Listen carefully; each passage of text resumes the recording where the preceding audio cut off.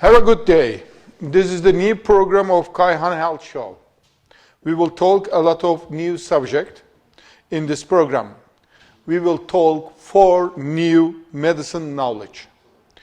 I think they are all interesting.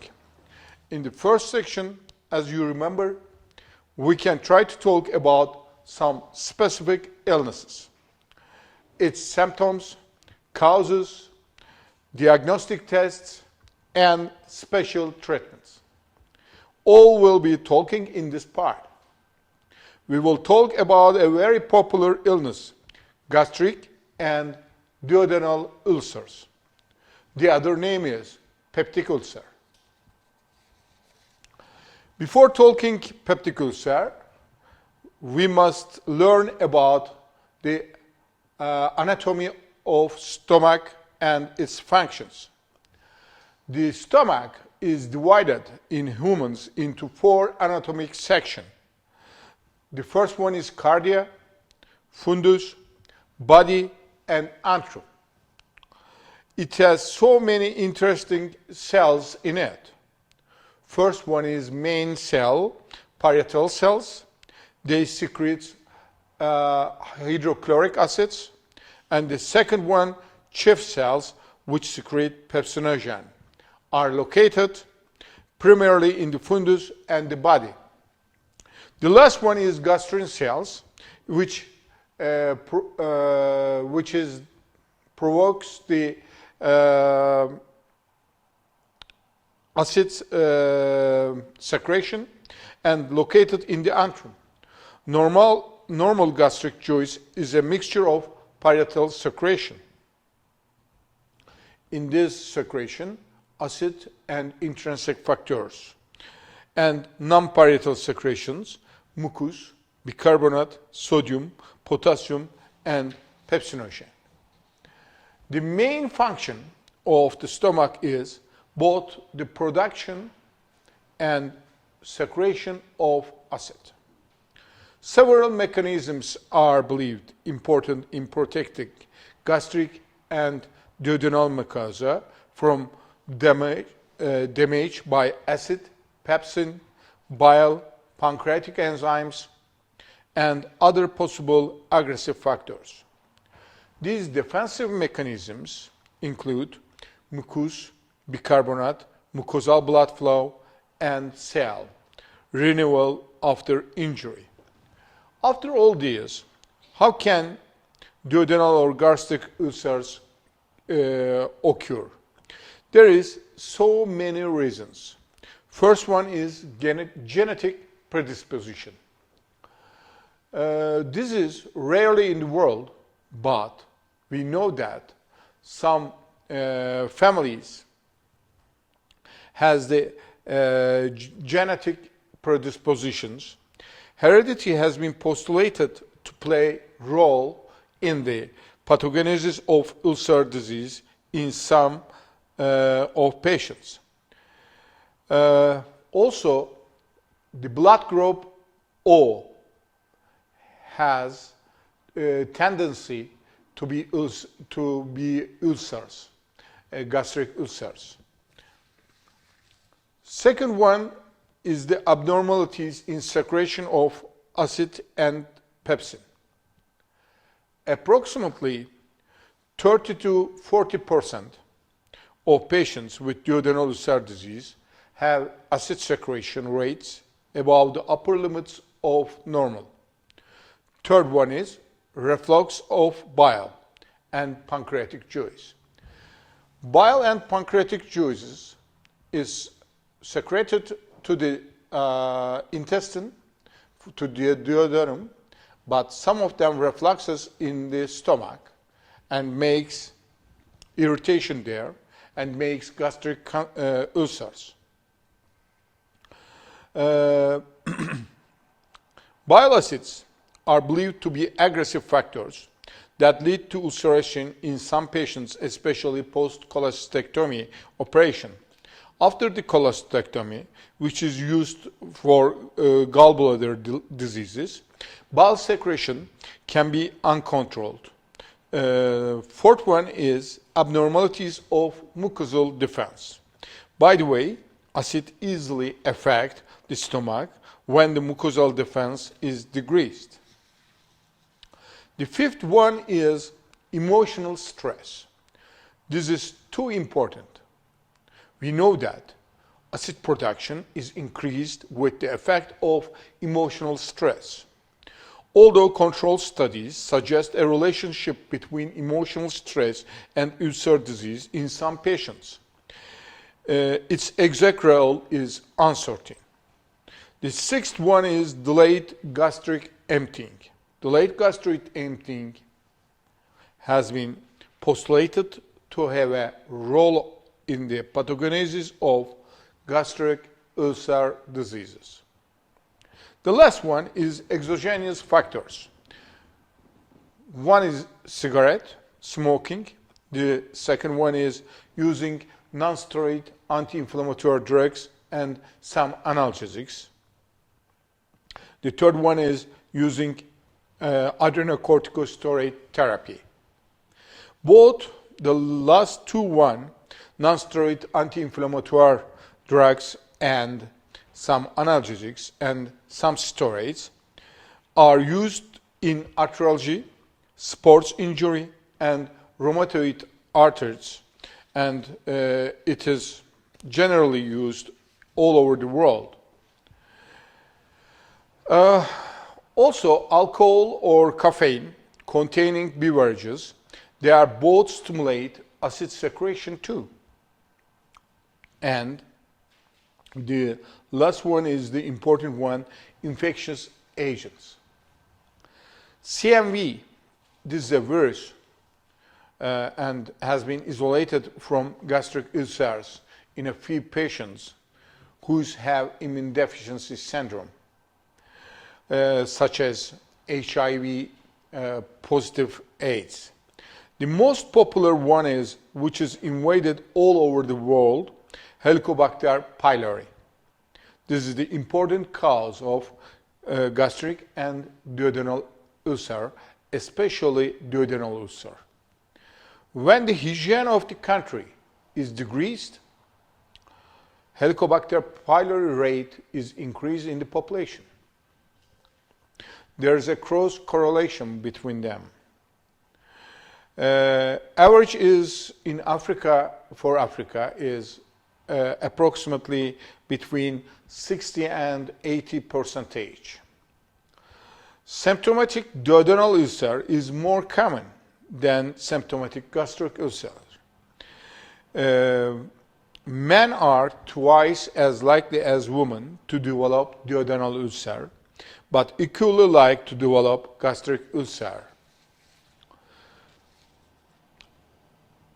Duodenal ulcer usually first produces symptoms between the ages of 25 and 55 years. Peak occurrence at age 40. And gastric ulcer most commonly between 40 and 70 years of age. The pills are usually associated with gastric ulcers, such as non-steroid anti-inflammatories or steroids. Helicobacter pylori is especially associated with duodenal ulcers. Why can we treat Helicobacter pylori? Or why must we treat these duodenal ulcers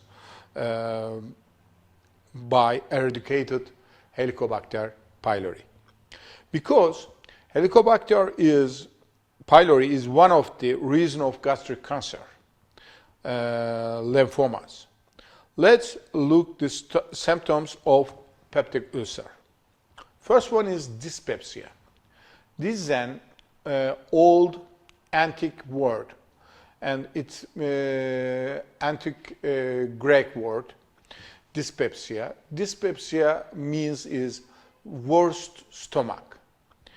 It is poorly defined by both patients and physicians, and often includes such symptoms as nausea, vomiting, anorexia, and fullness and bloating, in addition to pain or discomfort. The second and the invited symptom is pain. Ulcer pain is classically described as being located in the upper part of the abdomen. And also, it is affected of the back of your body, back pain, like back pain, because there is some dermatomes between them.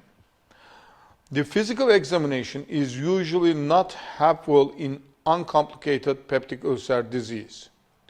The definitive diagnosis of ulcer depends on visualizing the ulcer crater by endoscopy. Endoscopy time is for the diagnosis is approximately 1 or 3 minutes, and after this simple technique, diagnostic technique, we can easily visualize your ulcers. Some common diseases that may produce epigastric pain stimulating peptic ulcer. One is myocardial infarction, especially in geriatric population. They think that they have some stomach problems and they take some antacids. But in geriatric population, we know that if they have a pain on the epigastric part of the body, they can be myocardial infarction. And the second one is pericarditis. Third one is esophagitis. It's invaded in all over the world because fast food technology during feeding affects esophagus, and cholecystitis, pancreatitis, irritable bowel syndrome, and gastric cancer. Treatment of patients with peptic ulcer. First one is the complementary factors in peptic ulcer therapy. First one is diet. This is the standard therapy. Now it is clear that no specific diet is of proven benefit in ulcer therapy. Patients should avoid whatever foods cause them discomfort, but otherwise eat whatever they like. Especially during the acute phase of ulcer,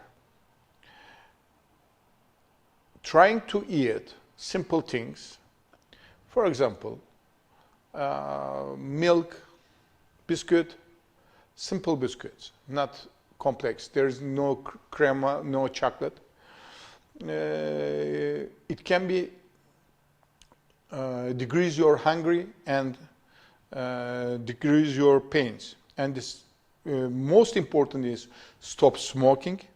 Patients who do not smoke heal ulcers more often and more rapidly than those who smoke. Third one is alcohol. It damages gastric mucosa, especially fermented alcohols such as wine, beer. They are associated with gastric ulcers and gastritis. Third one is analgesics and non-steroid anti-inflammatories. It affects gastric defense mechanism. It increases gastric ulcer. We must stop analgesics or we try to consume them after meal. And pills. The most popular and the best one is PPIs. There's a lot of group of them. The first one is omeprazole. You can find also in markets. Esomeprazole, pantoprazole, lansoprazole.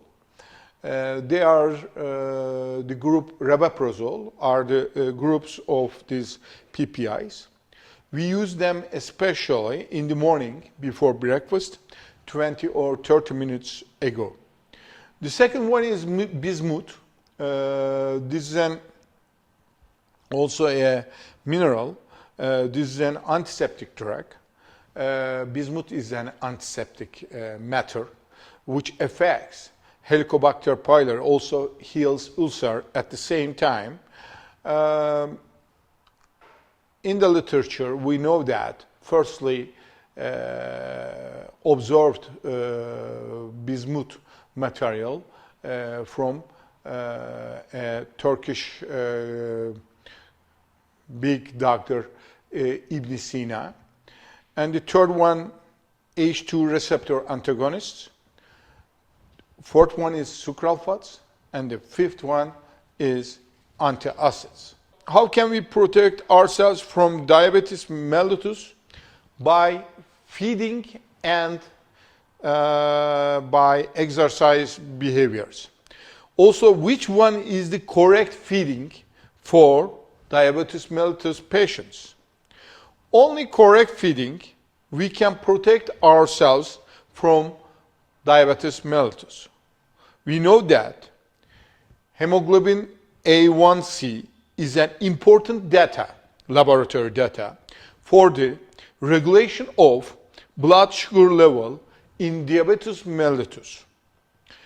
If your blood glucose samples haven't been regulated for 5 weeks, your hemoglobin A1C sample, blood sample, will have been increased upper to the normal limits. Also, it is increased without using enough diabetes mellitus pills and or insulin treatments. However, we can decrease the level of hemoglobin A1C approximately 0.5 between 2% with using correct diets without using any medicine. A diabetes mellitus case needs 45-60% carbohydrates, 10 to 20% proteins, 20 to 35% fat in his diet day. We calculate correct calorie with Harris-Benedict equation. This is an easy correct calorie account, but it is changed for all gens. For females different, males different. For females, measurement is made like this. Weight according to the kilogram, cross 1 kilocalorie per kilogram, cross 24 hours during resting. For females during resting, weight according to the kilogram, cross 0.95 kilocalorie per kilogram, cross 24 hours. We must prefer fruits if we compare all kinds of carbohydrates, because fruits includes fructose, and fructose is a natural carbohydrate. Also, we must consume fibers in our diets. And we know that the main fiber nutrition factor is vegetables. According to this, diabetic patients or obese patients or metabolic syndromes, if you have, you must prefer vegetables across to the meats. Approximately for 1000 kilocalogram, 14 gram fiber per day. For diabetes mellitus patients, they consume 2 or 3 days fish in a week. Also, we encourage the consumption of cinnamon unless using sugar, because cinnamon gives the taste like sugar. We prepare cinnamon with the place of sugar. In diabetes, we mustn't smoke. We mustn't drink alcohol because alcohol calorie isn't regulated in diabetes, so fasting glucose level will be increased after consumption of alcohol. In diabetes mellitus, alcohol increases the risk of hypoglycemia, ketosis, acute cardiovascular diseases, and also acute pancreatitis and steatohepatitis. In diabetes, we must drinking milk and feeding with yogurt, ayran, and kefir. They are all produced from milk dairy products. Also, we must divide our total day calorie in 6 periods. According to this, we divide in 6 portions of our foods in these 6 periods. And the last one is the main and important one, because our bodies, 60% of our body is water, and we mustn't forget to drink water, 2.5 liters per day. If you drink water and if you have diabetes, drinking water, you can decrease your renal problems which was developing in the future, and the main reason effective of diabetes to the nephrons. How can we protect ourselves from cirrhosis? We mustn't use alcohol. Don't forget, in the nature, only humans consume alcohol.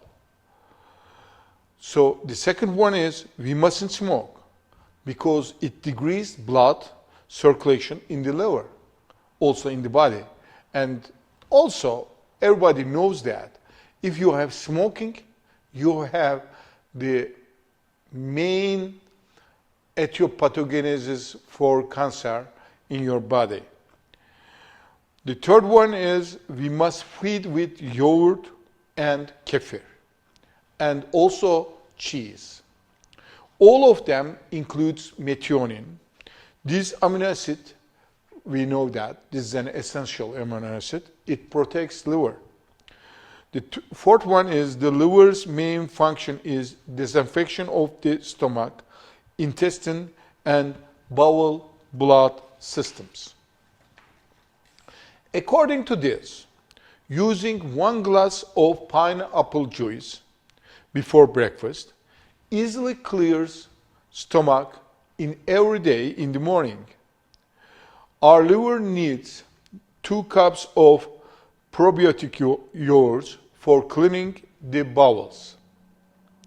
And also 2 cups of coffee. This is an old study in the lecture, we know it. In a day, 2 cups of coffee decrease the fibrosis of the liver. Decreasing the fibrosis, you can protect yourself from cirrhosis easily. We prefer fructose between all kinds of carbohydrates. It means that all fruits are necessary for liver, but we mustn't consume them too much. And this is the easy way you can consume how much fruit in a day. This is filling 2 hands between with, for example, I can put in it 2 apples, 1 orange. This is enough for a man. If you consume too much from your between 2 hands spaces, you will have another reason of your steatohepatitis in your liver. It means that your liver will be fatty. Also, we eat Cinaria scolymus. Its name is interesting, but you can find it in globe artichoke. Also, we can eat Silvium marianum. This is a Latin name, but it is easily found in thistle. Both globe and artichoke and thistle protect and embarrass the liver fibrosis. Fibrosis is the main step of developing cirrhosis.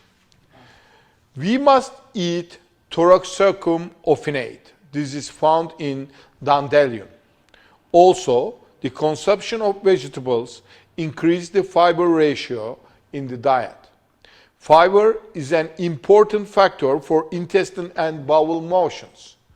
By the way, all vegetables include vitamins, minerals. Vitamin B is an important cofactor in the liver metabolism and in the liver clearance. Regular exercises is another important factor for burning the fats in the liver. We must make these exercises minimum 3 times per week, and every period must be minimum 1 hour. Also, we prefer aerobic exercises because it's easily burning fat in the liver. Approximately 5 years ago, we prefer jogging for burning fats in the liver, but now we know that all muscles we need in exercise, during the exercise, like bodybuilding or making weight lifting, we've burned fat in the liver too easily. And the other important is vaccination. Vaccination, it's too important in all over the world. During the childhood period, we recommend hepatitis A vaccination, also hepatitis B vaccination.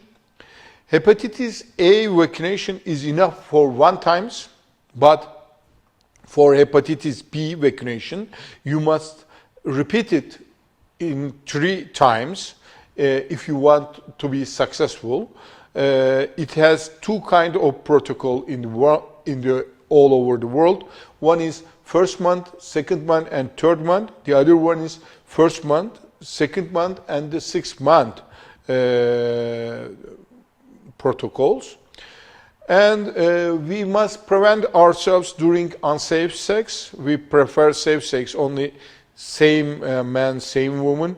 We have the habit of prevention during sex, preservatives, etc. We must avoid unsafe sex habits. Also, we mustn't use and avoid all kinds of drugs, cocaines, marijuana, heroines. If we use it, we mustn't use same injectors and same materials in other persons also. And in this part, we will talk in the news, in the medicine and science. First one is quinoa. Quinoa is a grain, but it's actually a seed, one that originated thousands of years ago in the Andes Mountains. It's a Latin seed. It's called the gold of Incas. It is treasured because of its nutritive value, more protein than any other grain or seed. It contains a lot of essential amino acids.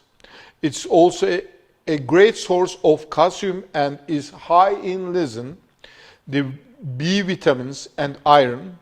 Better still, The seed is easy to digest and gluten-free.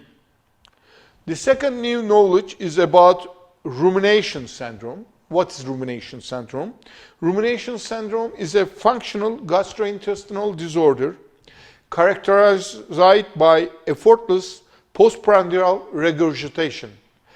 After feeding, you start running, you have some regurgitation in your body and some bad sounds which come from your mouth. The main therapy for rumination syndrome is behavioral modification with postprandial breathing. Best practice advices: clinicians strongly should consider rumination syndrome in patients who report consistent postprandial regurgitation. Such patients often are labeled as having refractory gastroesophageal reflux or vomiting. And the second one, presence of nocturnal regurgitation, dysphagia, nausea, or symptoms occurring in the absence of meals does not exclude rumination syndrome, but makes the presence of it less likely. Third one is diaphragmatic breathing with or without biofeedback is the first-line therapy in all cases of rumination syndrome. Baclofen at a dose of 10 milligrams 3 times daily is a reasonable next step in refractory patients. This beautiful literature is written by Magnus Holland et al. And the third news is reported from Singh et al. They ask is granulocyte colony stimulating factor a new treatment for alcoholic hepatitis? And their good report, the answer is no. Granulocyte colony stimulating factor has improved survival in association with reduced infection in alcoholic hepatitis. We know this. And the fourth news, it is reported from Taiwan, increased risk of acute myocardial infarction and heart failure in patients with inflammatory bowel disease, Crohn or ulcerative colitis. The fifth news, cancer diagnosis tied to rise in suicide risk. This is reported by Saad Anas, pancreatic and lung and colorectal cancer diagnoses were associated with the highest risks for subsequent suicides. The risk was not found to have increased significantly following the diagnosis for breast and prostate cancer. This is the end of our program. We wish have a healthy and lucky month. In the next program, we will try to talking about typhoid disease, how can we protect from cholera disease, what is the healthy lifestyle in a city. Also, we will again talk about medicine news too. Have a good day. See you.